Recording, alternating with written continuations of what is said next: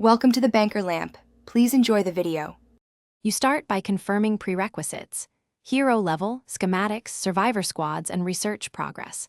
Pick one concrete target, weapon or hero, to raise first because focused upgrades compound faster. Once done, dismantle duplicate schematics and recycle excess resources to free inventory space and gain research points. Make sure to claim event rewards and collection book bonuses immediately, since those give a reliable burst of power. This immediate consolidation sets up faster progression and prevents wasted materials mid-upgrade.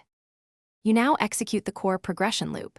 Upgrade survivors and lead hero in parallel because survivor bonuses directly raise overall power rating.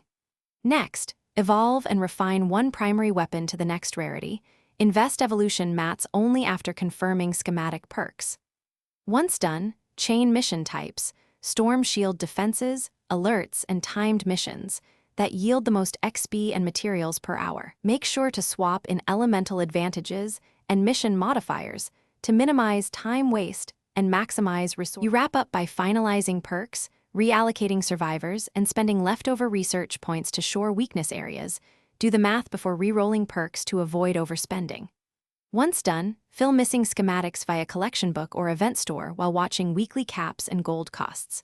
If progress stalls, check 3 common culprits: underleveled survivors, non-upgraded primary weapon, or missing commander bonuses.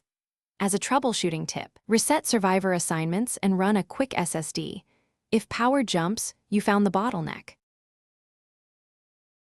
Thanks for watching. If this was helpful, leave a like and consider subscribing. See you next time.